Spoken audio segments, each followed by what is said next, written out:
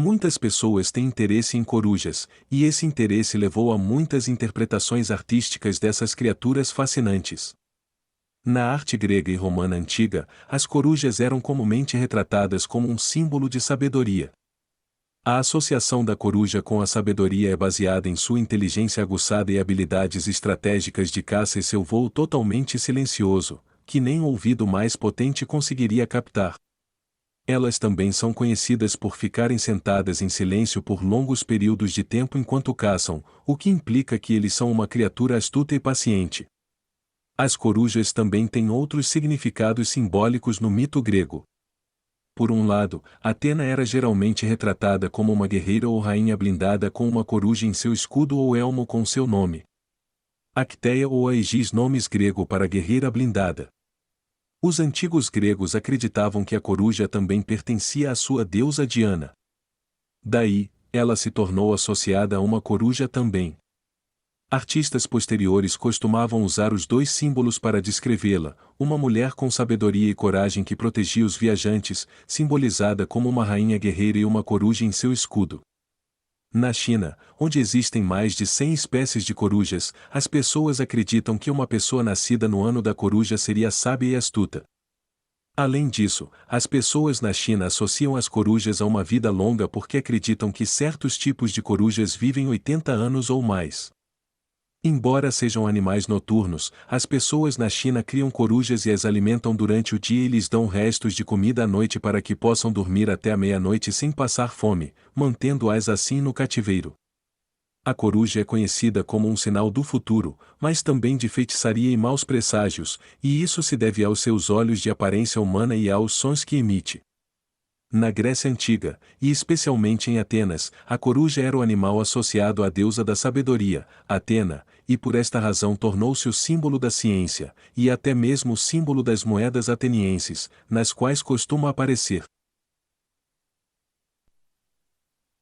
O termo strix, que é um tipo de coruja cinzenta que é o nome comum de corujas sem orelhas ou corujas da floresta, ela ainda carrega esse duplo significado entre alguns cristãos mais velhos hoje que associam esse símbolo à morte e às trevas, em vez de paz e quietude. Strix também tem outro significado entre alguns cristãos, refere-se ao próprio diabo ou seus agentes, como bruxas ou demônios em forma humana, e daí Strix diaboli, a coruja do diabo. As corujas também estão associadas à ignorância porque essas aves costumam piar à noite para se comunicar umas com as outras ou caçar presas sem alertar outros animais sobre sua presença. Esse comportamento parece apropriado para um animal conhecido por permanecer escondido durante o dia, e daí seu nome do latim, coruja escondida. Outra interpretação é que os pios emitidos pelas corujas mostram o quão ignorantes são, pois só podem imitar sons que ouvem durante a noite, assobios de fantasmas humanos, como papagaios fazem imitando os humanos vivos. De acordo com essa interpretação, quando uma coruja não pode produzir sons da vida viva, ela ainda faz o que pensa que os outros querem ou esperam dela, imitando o que ouve os outros fazerem aqueles que não estão entre os vivos. Portanto, esta coruja está expressando sua própria ignorância em relação ao que os outros esperam dela. Representações de uma coruja usando óculos ou uma vela acesa são conhecidas deste período. Estes enfatizam a estupidez do pássaro, que não vê nada apesar das ajudas. O mais antigo exemplo conhecido de uma coruja em uma imagem feita pelo homem é um desenho de caverna em Troyes, França. Outro exemplo de uma representação muito antiga da coruja, que é relevante à luz da associação entre a coruja e os judeus ou o mal, é o chamado Alívio de Burnham da antiga Babilônia e datado de 1800 a 1750 a.C. Mostra uma deusa cercada por 2 leões e 2 corujas. Por muito tempo acreditou-se que a deusa do relevo era Lilith ou Lilith, que também é mencionada na Bíblia como aquela que vive no deserto remoto, entre os animais selvagens. Seu nome é traduzido nas primeiras traduções da Bíblia como o coruja gritando, porque Lilith, como demônio, caça sua presa voando à noite, assim como a coruja.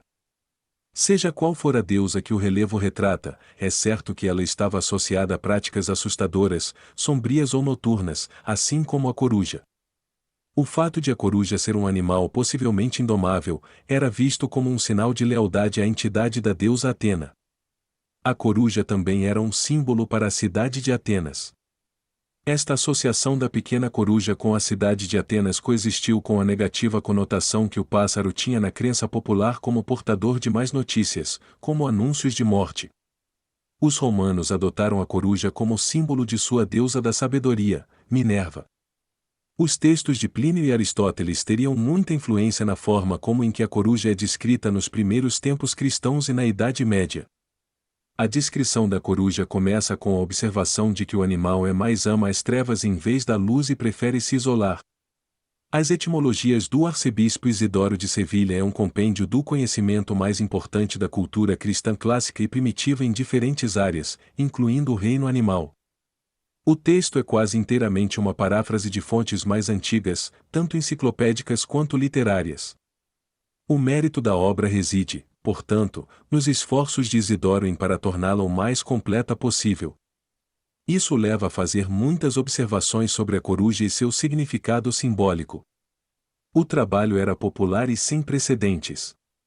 Existem ainda 1000 cópias manuscritas conhecidas. Os escritores dos bestiários, ou seja, fazer a conexão entre a fé cristã e a natureza criada por Deus.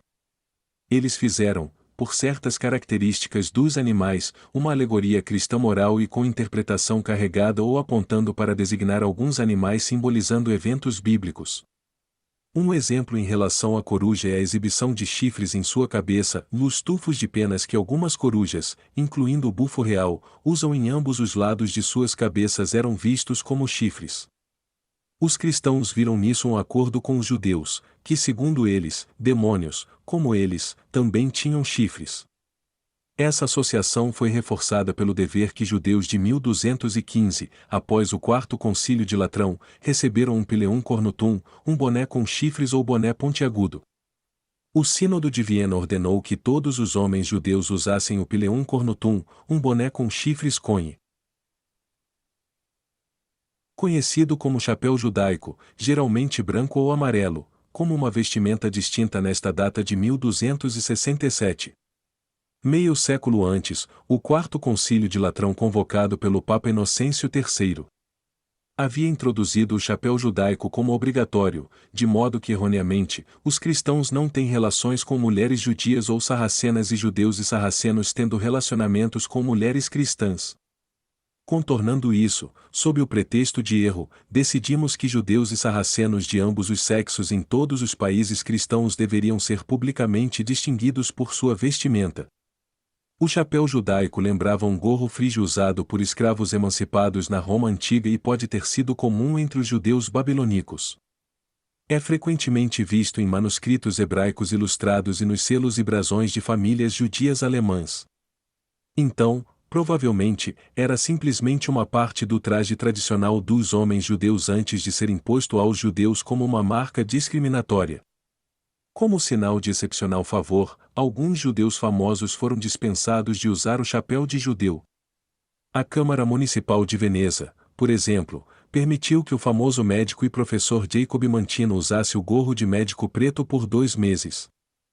Entre as contribuições de Isidoro de Sevilha, entenda como em bom tom, antissemitismo, para o Quarto Concílio de Toledo, 2 se referem aos judeus. O cânone 60 ordena que crianças sejam removidas à força de pais que praticam o criptojudaísmo para serem educadas por cristãos e o cânone 65 proíbe judeus e cristãos de origem judaica de ocuparem cargos públicos.